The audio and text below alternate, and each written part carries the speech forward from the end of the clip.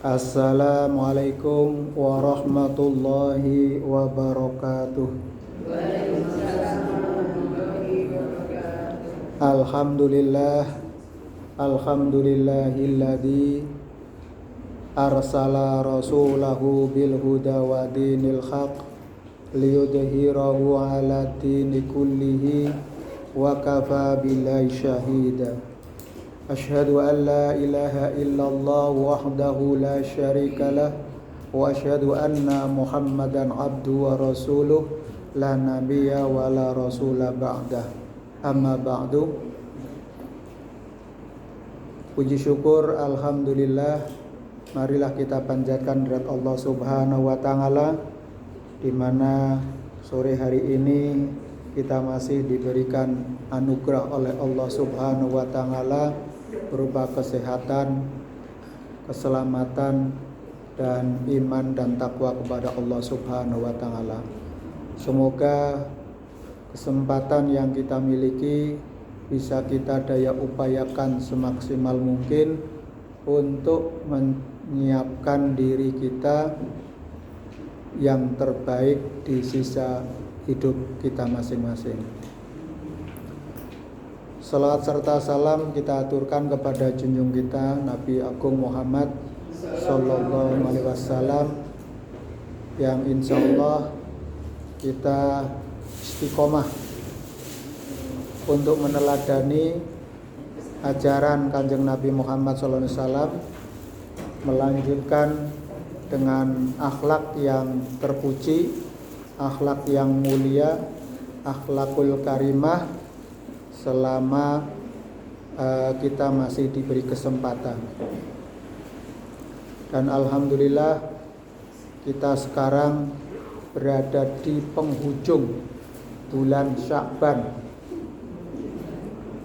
di mana sebentar lagi, tidak sampai 1 minggu, 1 pekan, kita akan berjumpa dengan tamu agung, tamu besar, tamu mulia yang harus kita sambut dengan gembira, dengan semangat, dengan sungguh-sungguh, sehingga tamu istimewa ini, bulan suci Ramadan ini, akan menjadi kebaikan kita yang akan terus ditambah.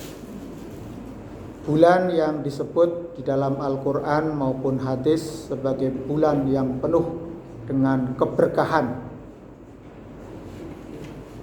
maka layaknya kita menyambut tamu yang mulia seperti halnya kita menyambut tamu istimewa yang datang ke rumah kita.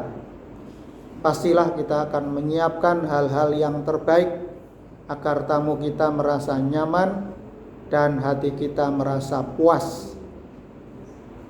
Misalnya menghidangkan makanan yang terbaik yang kita miliki, menata dan menghias rumah sebaik mungkin, bahkan memakai baju yang terbaik dan sebagainya. Begitu juga dengan bulan suci Ramadan, maka seorang muslim harus menyiapkan yang terbaik untuk tamu istimewa tersebut. Jamaah yang berbahagia, pada kesempatan ini kita akan membahas 5 persiapan bulan suci Ramadan. Terdapat setidaknya 5 hal yang perlu kita siapkan untuk menyambut bulan suci Ramadan, bulan yang kita rindukan, bulan yang kita harapkan, bulan yang mencerahkan hati kita, bulan yang menjadi titik awal, bahkan untuk menjadi titik kita mau merubah diri lebih baik untuk masa depan kita. Yang pertama adalah persiapan ruhiyah. Maksudnya adalah hendaknya seorang muslim maupun muslimah semakin berusaha untuk menjaga hatinya dari segala perbuatan yang merusak kesucian hati. Nah, di antara amal yang dianjurkan adalah selalu menjaga niat agar tidak menyimpang. Karena hati ini mudah tergelincir, mudah kepincut dengan hal-hal yang menggodanya. Betapa banyak amalan yang tampak sepele namun menjadi besar pahalanya karena disebabkan niat yang benar. Maka kita sebaiknya, begitu banyak amalan yang berpahala besar, namun atau sebaliknya, banyak amalan yang berpahala besar namun menjadi tidak bernilai disebabkan niatnya yang salah.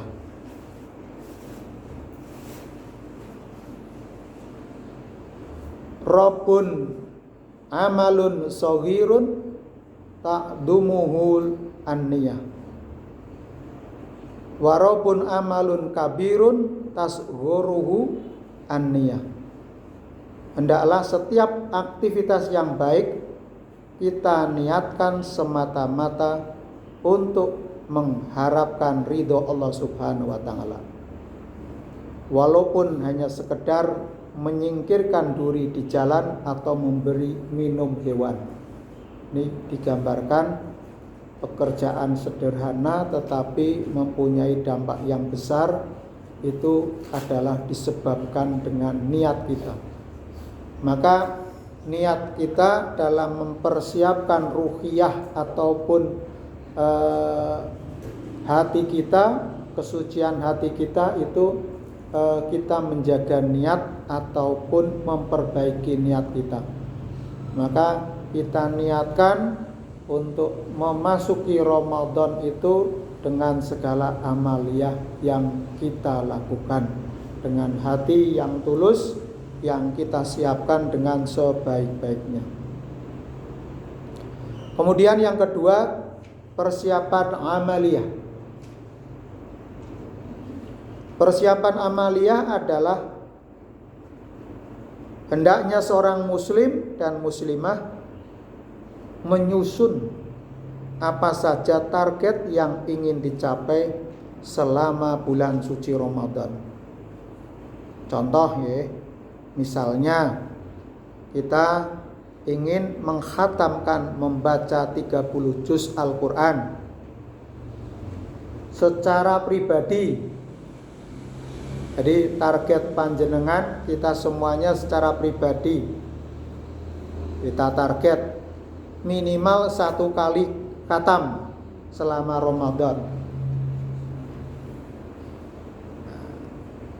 Maka bisa kita tulis di buku harian kita, di buku catatan kita, Bismillah niat ingsun khatam Al-Quran Ramadan 1400 itu Hijriah, 1447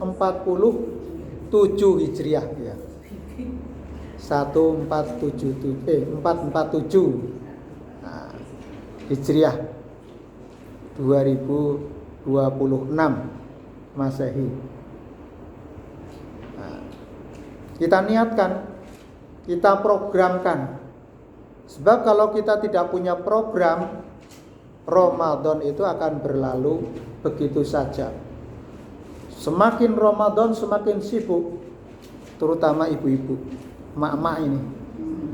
Terutama adalah pada menjelang buka dan pada saat sahur. Waktunya habis untuk masak dan menyiapkan buka dan sahur untuk keluarga. Nah, kalau kita tidak punya target, ya mungkin begitu saja berlalu. Atau punya program memberi makan untuk yatim piatu, atau mungkin biasanya takjil ya, takjil. Terus napa meneh? Jaburan kali takjil sami ya. buka puasa, atau santunan, atau menyiapkan untuk apa biasanya Ramadan itu itikaf, menyiapkan untuk itikaf. Punya program silaturahmi, berkunjung ke sanak saudara, biasanya pas Lebaran ya. Nah, ini perlu direncanakan karena harus siap buah tangannya itu, buah tangannya dan fitrahnya itu untuk keponakan biasanya. Mbah itu untuk tambah gitu. Yang sudah punya cucu siap-siap ampunya atau fitrahnya. Nah, akan berkumpul sanak saudara. Ya, silaturahmi, berkunjung ini. Nah, kita bisa programkan. Kita juga bisa membuat satu program amaliyah agar tidak bolong sholat tarawih berjamaah. Sholat tarawih berjamaah di masjid. Termasuk juga program iktikafnya. Nah, mungkin yang iktikafnya baru 5 menit ya, ditambah iktikaf 5 menit karena sholat jamaah datang pas pada saat sholat jamaah tok. Nggak sempat qobliyah, nggak sempat ba'diyah, jadi pas, cuma pas sholatnya. Apalagi sholat subuh cuma 2 rakaat dan bisa 5 menit selesai. Nah, maka bisa diprogramkan ini. Ya tadi kita targetkan untuk Ramadan lebih lama, lebih panjang itikafnya ataupun di masjidnya, sholat berjamaahnya.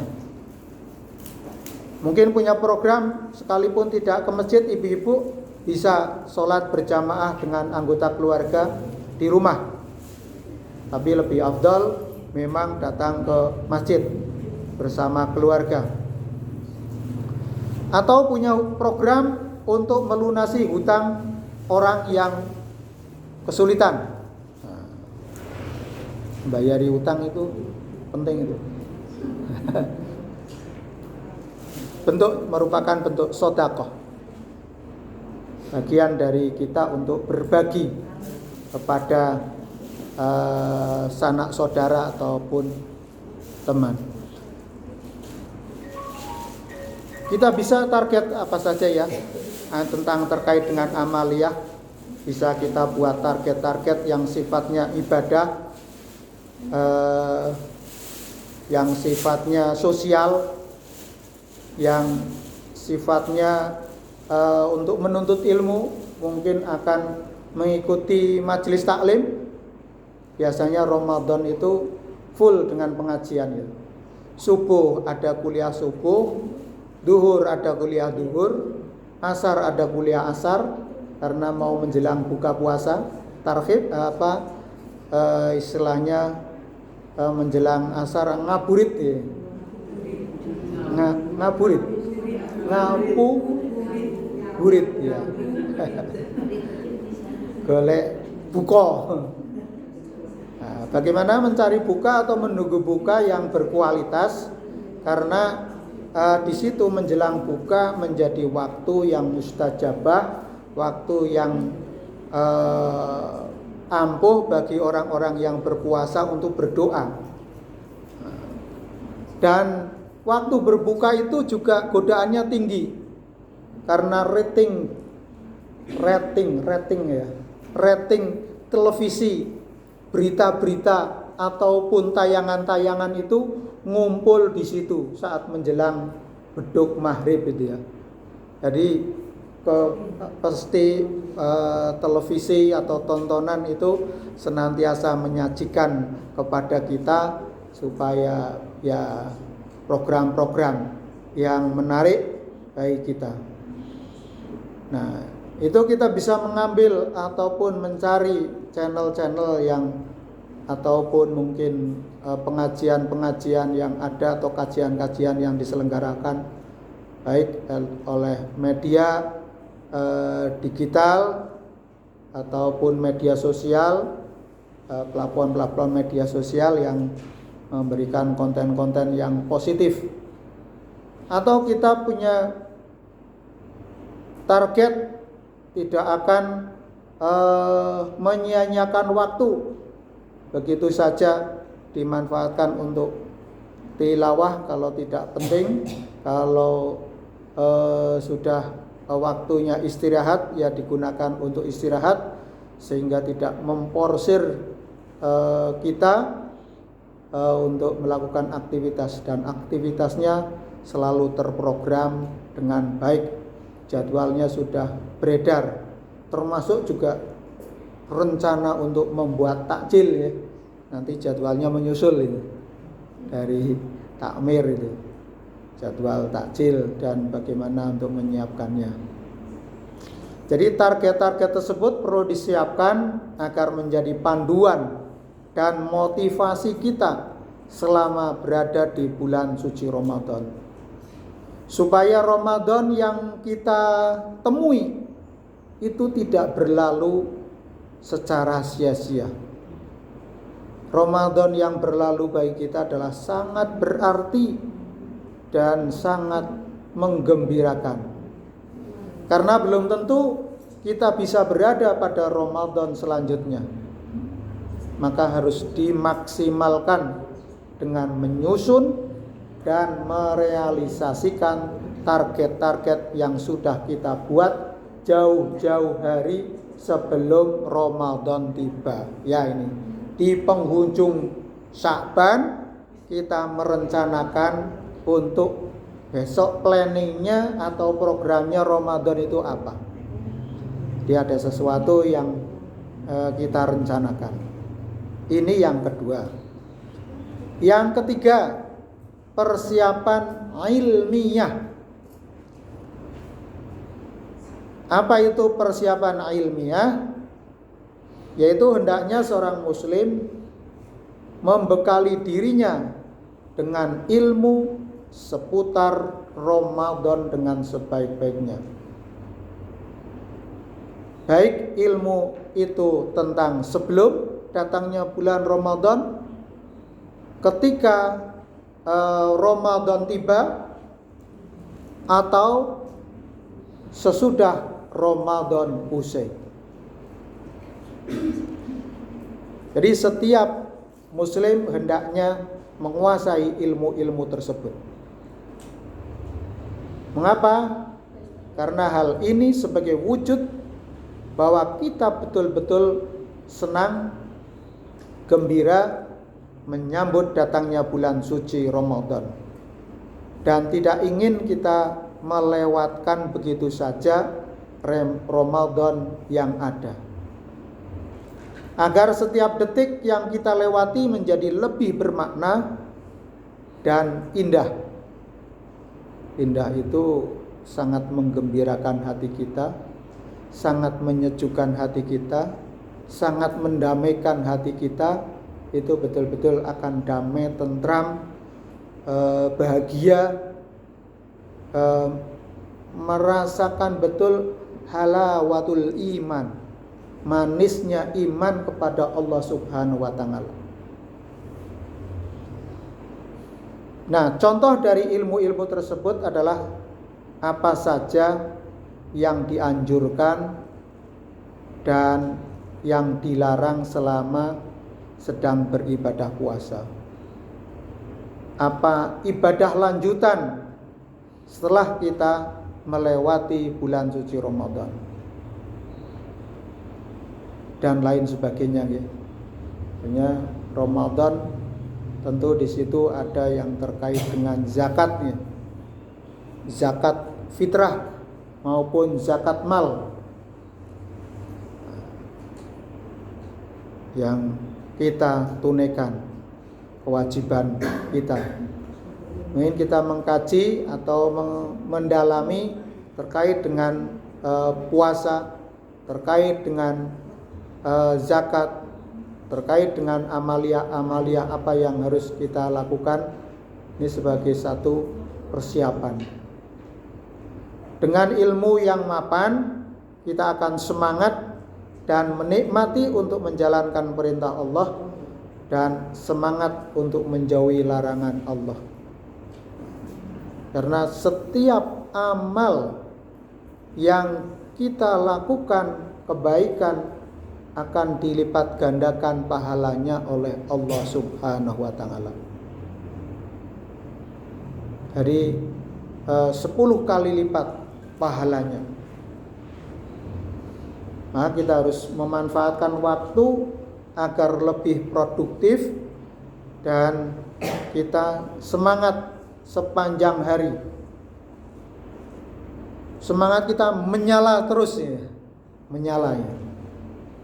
Hati kita akan senantiasa terang dengan nurullah, cahaya Allah yang menjadi hidayah kita masing-masing. Kemudian yang berikutnya adalah persiapan maliyah. Ini yang keempat ya, persiapan maliyah. Apa itu persiapan maliyah? Yaitu persiapan harta. Nah, di dalam Islam banyak sekali memiliki jenis-jenis ibadah yang menuntut kita untuk mengeluarkan harta. Misalnya infak, naik haji atau pergi menunaikan ibadah haji. Mau haji apapun tetap membutuhkan propyo. Ada haji dengan cara istato'a, menabung dari rupiah kita kumpulkan. Haji dengan hadiah atau dapat undangan dari pemerintah kerajaan Arab Saudi menjadi duyufur rahman, menjadi tamu Allah. Atau kita jual sawah, aset yang kita miliki yang memang sudah kita siapkan pada usia tertentu, kita sudah berazam, berniat kuat untuk menunaikan ibadah haji.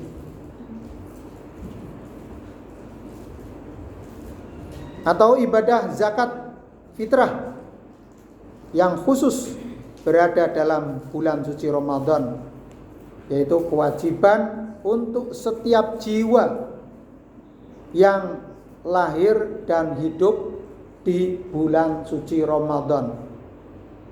Kalau ada anak bayi yang lahir sebelum sholat Idul Fitri, maka ada kewajiban orang tuanya untuk mengeluarkan zakat jiwa, yaitu zakat fitrah. Yang dihitung adalah jumlah jiwanya sesuai dengan makanan pokok yang dikonsumsi setiap harinya.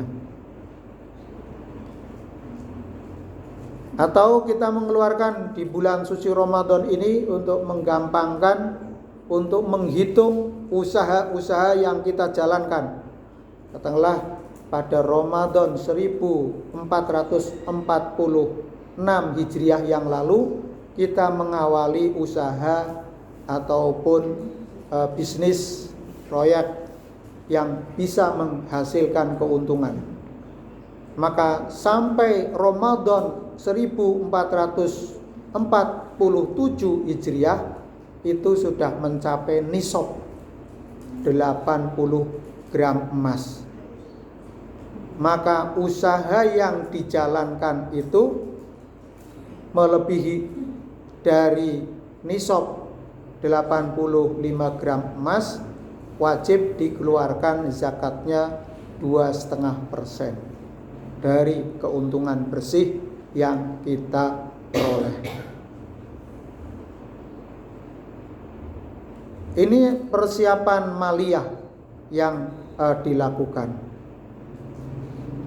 Jika kita tidak memiliki harta, maka kita tidak akan bisa untuk beribadah tersebut. Oleh karena itu, sedari sekarang kita persiapkan, kita sisihkan setiap rupiah yang kita miliki agar dapat kita salurkan selama Ramadan kepada yang membutuhkan. Baik itu dalam skema zakat, infak, ataupun sedekah. Jadi kalau zakat itu jelas ketentuan syariatnya, karena ini adalah ibadah mahdhah. Sedangkan infak dan sedekah ini besarannya tidak ditentukan, adalah tergantung kadar keikhlasan kita masing-masing dan sesuai kadar kemampuan kita masing-masing. Kalau zakat kita tidak mampu untuk menunaikan zakat, maka amil panitia zakat atau pengelola zakat wajib ataupun mendata kaum muslimin yang memang berhak menjadi mustahik zakat, penerima zakat. Ada 8 asnaf yang berhak menerima zakat. Apabila mereka sudah terentaskan dari kemiskinannya sehingga menjadi muzaki, inilah kemuliaan yang penting. Adapun sedekah ini adalah mengeluarkan harta yang kita miliki ataupun dalam bentuk yang non material atau bukan dalam bentuk uang. Jadi kalau sedekah bisa dalam bentuk uang maupun dalam bentuk non material. Salah satu contohnya adalah bermuka yang manis, saling tegur sapa, saling mendoakan. Ini adalah merupakan sedekah. Termasuk juga sedekah kita kepada badan dan tubuh kita, persendian kita itu dengan sholat duha itu. Sholat duha itu adalah merupakan sedekah yang kita berikan kepada tubuh kita, karena persendian yang kita miliki itu ada 360 sendi, yang dengan kita menunaikan sholat duha 2 rakaat maka kita menyedekahi sendi-sendi yang kita miliki. Ini jadi persiapan maliyah ini penting, harus ditoto supaya kita di sini juga tidak kekurangan dan juga tidak menghambur-hamburkan. Maka memang ada kita harus membuat namanya financial planning ya, merencanakan keuangan sepanjang tahun ataupun selama 1 tahun untuk mempersiapkan Ramadan dan Syawalnya, biasanya seperti itu. Bisa tidak habis untuk kita konsumsi, tapi ada savingnya, ada tabungan yang bisa kita miliki. Tapi kalau memang kita tidak bisa memanage ataupun memang sumber kita tidak besar, ya memang kita harus selalu berikhtiar, termasuk kita berdoa memohon kepada Allah dimudahkan, dilapangkan, diberikan peluang-peluang usaha yang bisa mendatangkan keuntungan, yang bisa kita tabung dan bisa untuk memenuhi kebutuhan kita, dan sisanya bisa untuk mengibadah dumateng ngarsanipun Allah Subhanahu wa taala. Yang terakhir ini adalah persiapan jasadiyah, yaitu hendaknya seorang muslim itu senantiasa menjaga kebugaran atau kesehatan tubuhnya. Nek musim rendeng seperti ini tuh gampang sekali ya, prak-prak istilahnya itu. Sedikit saja kita staminanya bisa turun. Kemudian kena flu, yang sekarang ini flu-nya juga semakin lama ya. Ya, super flu. Kemudian nanti ada optimal flu.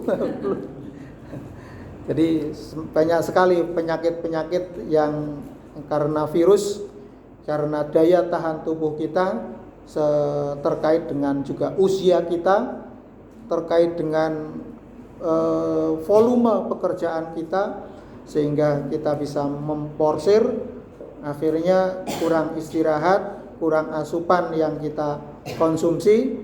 Nah, di situ batuk dan pilek itu bisa pergi pasti.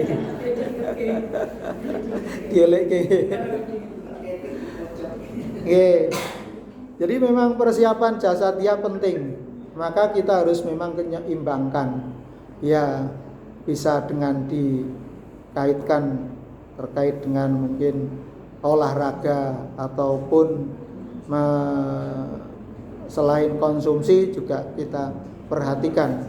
Badan kita juga perlu kita gerak-gerakkan supaya tidak ada yang kaku-kaku, keju-keju, ngeluh-ngeluh. Itu bisa hilang dengan olahraga. Olahraga bisa kita lakukan dengan menyapu, mengepel, resik-resik rumah. Kita niatkan olahraga sekaligus, ya boleh. Atau mungkin kita menyisihkan waktu berapa menit untuk mungkin tindak-tindak jalan-jalan menyongsong sang surya yang sudah mulai panas. Nah, dengan olahraga, dengan keliling, maka akan keluar hormon endorfin ya. Hormon kebahagiaan ya. Kalau kita melihat yang hijau, melihat pemandangan, menghirup udara segar, maka sirkulasi dalam tubuh kita akan lebih baik dan kita akan menghasilkan keringat sehingga badan ini menjadi nyaman. Rasa pegel itu bisa kita hilangkan. Maka di antara hal yang bisa kita lakukan adalah menjaga pola makan kita dengan sebaik-baiknya supaya makanan dengan teratur dan sehat. Kemudian menjaga pola istirahat kita. Jadi sebenarnya kita itu sudah punya alarm sendiri-sendiri ya. Nek aku itu sebagai pengusaha pabrik gula, maka jangan banyak ngunjuk gendis manis gitu. Maka bisa disalurkan gulanya, bisa didistribusikan ke yang lain itu. Kita ganti air putih atau air yang netral yang tidak manis. Tentu demikian juga mungkin kalau kita punya komorbid, barangkali tensinya tinggi, ya di slow mawon nggih. Di setel kendo mawon. Ora usah kemrungsung, ora usah pikirannya. Bisa kita toto, kita bisa atur gitu. Ya, ritme tubuh kita itu sebenarnya punya alarm masing-masing.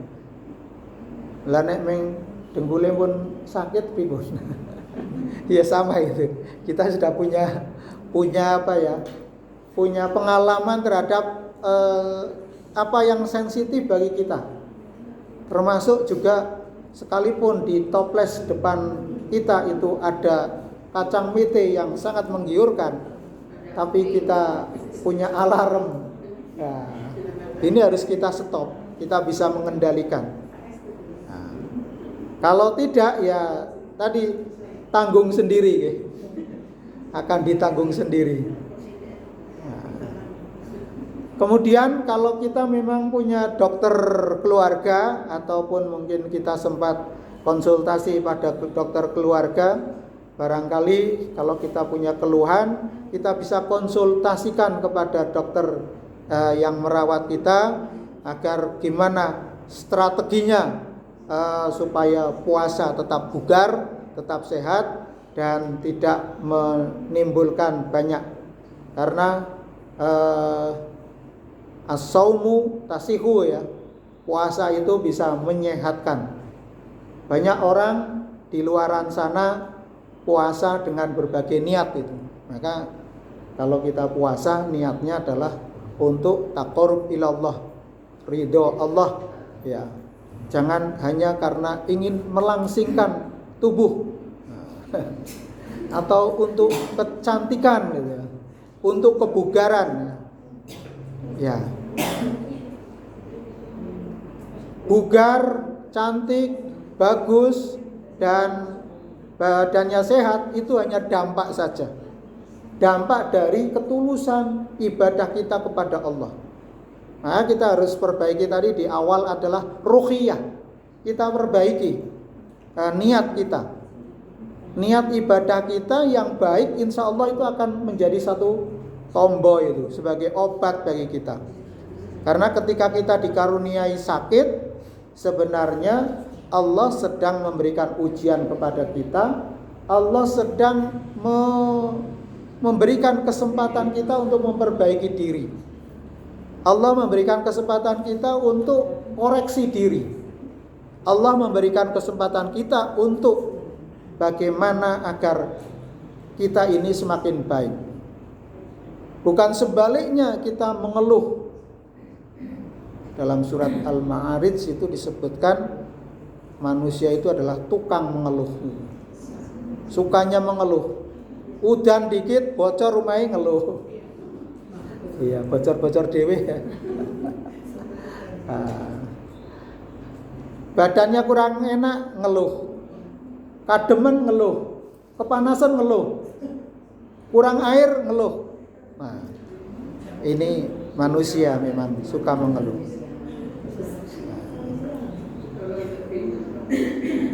Iya. Maka kalau kondisi kesehatan kita perbaiki, insya Allah dengan kesadaran ini kita bisa memperbanyak konsumsi air mineral, air putih, mengurangi minum manis ataupun ya pilih-pilih ya sesuai dengan nasihat dokter ya. Yang tidak kalah pentingnya adalah tadi olahraga 20 atau 30 menit setiap hari atau kita punya waktu tersendiri sehingga kita akan bugar. Semua itu kita lakukan dengan niat beribadah kepada Allah.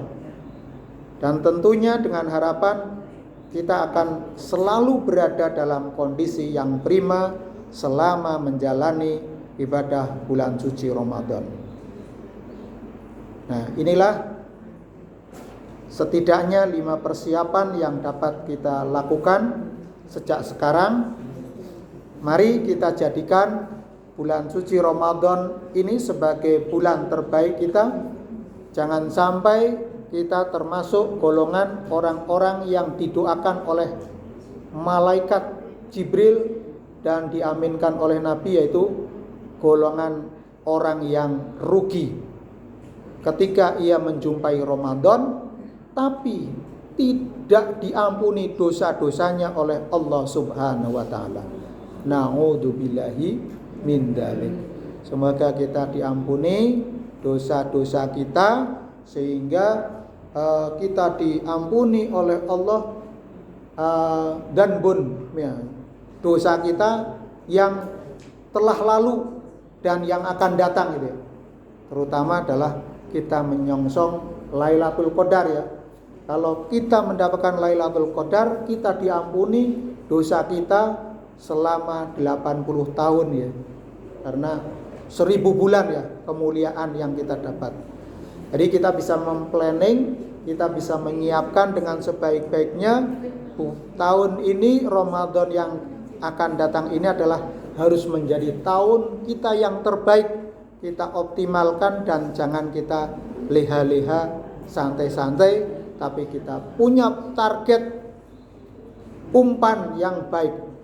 Kalau kita tidak punya target, tidak pernah punya mimpi, ya bagaimana kita akan bisa mewujudkan mimpi kita? Maka dengan kita mempunyai target, semakin jelas apa yang harus kita lakukan, semakin jelas apa yang harus kita hindarkan, sehingga kita termasuk orang-orang yang la'allakum tattaqun, menjadi orang yang bertakwa. Makaten ingkang saged kawula aturaken 5 hal sebagai kesimpulan. Yang pertama adalah bagaimana kita menjaga ruhiyah kita, persiapan ruhiyah. Yang kedua adalah persiapan amaliyah. Yang ketiga persiapan ilmu atau ilmiah. Dan yang keempat persiapan maliyah dengan harta yang kita miliki. Dan terakhir adalah bagaimana agar kita tetap bugar di bulan suci Ramadan dengan menjaga jasmaniah atau jasadiah kita dengan sebaik-baiknya. Terima kasih. Bila ada pertanyaan kami persilahkan. Billahi taufiq wal hidayah. Wassalamualaikum warahmatullahi wabarakatuh.